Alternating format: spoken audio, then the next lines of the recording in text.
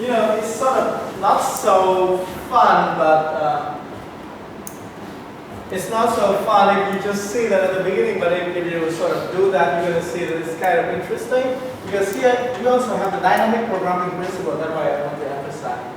The dynamic programming principle is sort of the following. The expected payoff at this point, because we throw a fair point, right? So 1/2 of the chance is going to go head, 1/2 of the chance is going to go tail. Right? If it goes head, that guy is going to try to move to the maximum value. Right? So 1/2 of the maximum value on bx epsilon u. And then if it's going to be tail, then two wants to move to the minimum value, so that you're going to take the less. So mean bx epsilon u. So this is the dynamic programming principle that it appears all the time. And then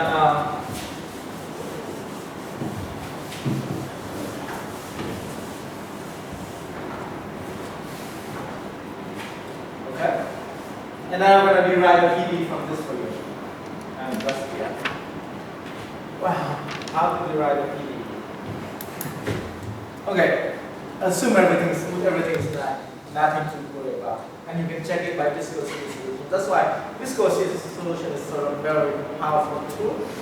So if everything is smooth, everything is nice, this is approximately equal to, we're going to let epsilon go to 0. Approximately equal to 1/2. Oh, now by steepest descent method, to move to the max, we move along the gradient direction, right? So ux plus epsilon du x over du left. So we move along the gradient direction. And to move to the least value, we move to also steepest descent to the minus. Okay, you see that I did a lot of derivation. I want to give you a lot of sense because this is sort of the philosophy of viscosity solution, not necessarily just some Hamilton Jacobi or some technical details, but it's kind of how the philosophy flows in the last 20 years. Okay, now what to do? Tile expanding. Assume things. So tile expanding. You see, this is 1/2 of u. You see, because minus and plus, you see the first order in the tile expansion is going to cancel out. Right? So let's just write epsilon du dot du over du plus 1/2 epsilon square d square u du something like that, plus the other 1/2 u x minus epsilon du dot du over du plus 1/2 epsilon square d square u du. Okay, so 1/2 u and 1/2 u are going to cancel out with this u. The first order term cancel out, right? Because it's symmetric. Only the last, the second guy survived. It's going to be kind of epsilon square d square u. Oh, sorry. Du over du.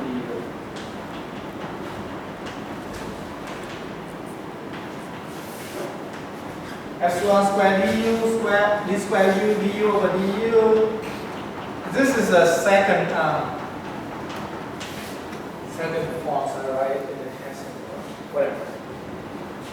Product dot product plus some higher order term. Let's say that's not too big.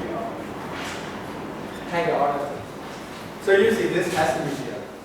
That's the infinity Laplace. So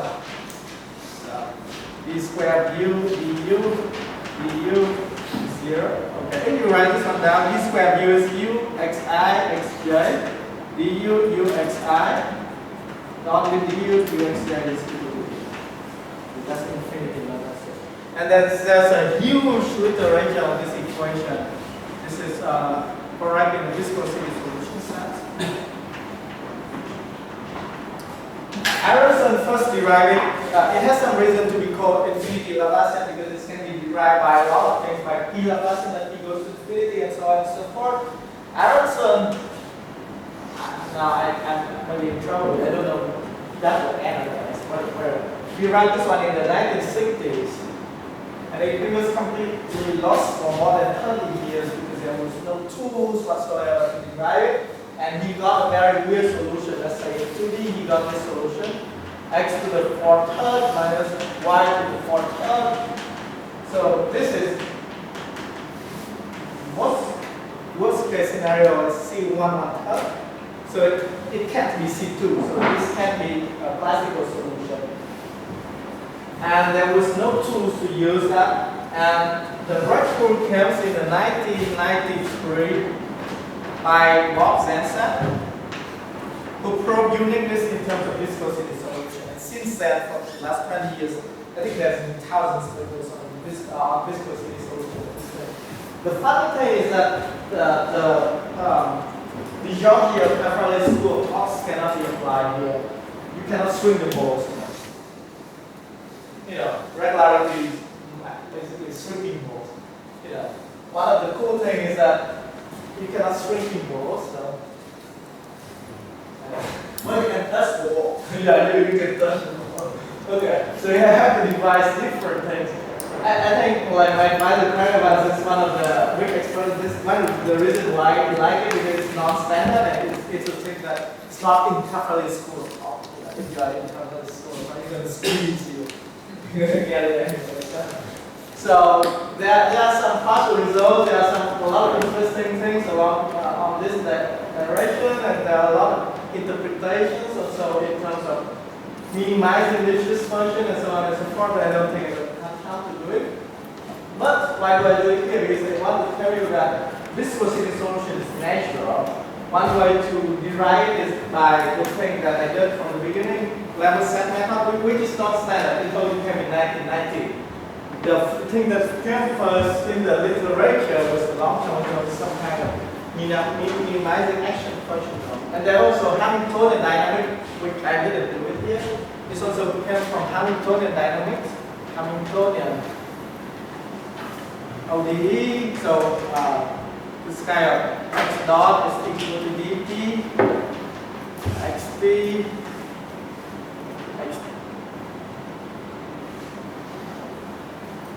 xtpt. This is the most classical thing. P dot is equal to minus dh of xtpt. So also from Hamiltonian dynamics, Hamiltonian ODE, also from Lagrangian form, we have that, and also from graded theory differential gas. It's always the case for differential gas things you're going to end up with some dynamic programming principle, which is really obvious. You must say, you see that and you think about it, there's some kind of optimization going on. So there must be some dynamic programming principle, and then you see that and do it a little bit, you have viscosity solution. So that's one of the reasons why it gets sort of famous. That a lot of people work on it, but on the other hand, there are also a lot of questions. So yes. When you solve the Hamilton-Jacobi equation by the method of characteristics, you find the optimal path? Yes. So with this Hamiltonian ODE, if you do it by the method of characteristic, I didn't do it, but there's short-term system. This is kind of like you can do short-term system, and the characteristic going to cross. So short-term system is going to be fine. It's going to be consistent with the optimal part as well. And then short-term system means that we have short-term system for Hamilton-Jacobi equations. But then when characteristic cross, we're going to have the problem with selection of solution, which is viscosity solution. Or it's like the same entropy solution. When you have the cells cross each other, you have to choose the correct entropy solution. So that's the same thing. But if I do this, it's going to take one semester. So I skip a lot, but this is kind of to sell that this is the correct notion to work with things that have maximum visible. Yes. Do you know any other explicit solution of the PDEs beside the Anderson one? No. Yeah, of course there's a trivial solution. I'm not expert at least. Yes. Beside the Okay. Besides, there's a very interesting classical function, which is the cons. Okay, this is interesting cons solution. So if we write this one clearly, we're going to have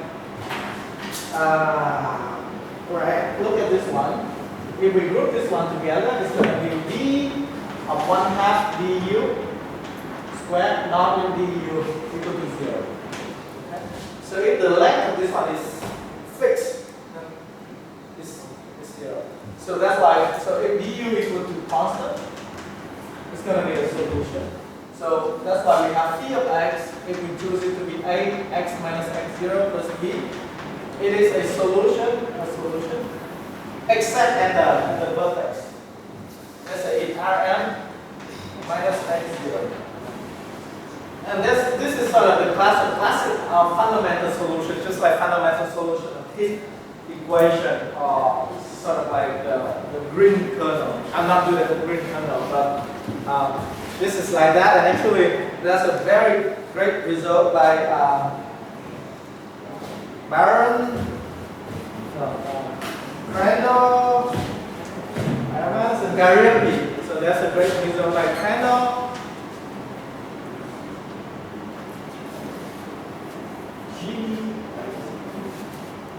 Evans, and Garriott prove that infinity Laplacian solution is equivalent to the comparison by above and below by cone function.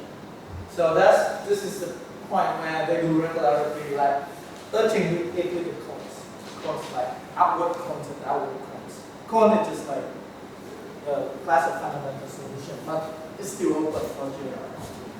It's just so much. Yeah. By the way, this element equation is just strongly degenerate. This is still elliptic for degenerate. Okay.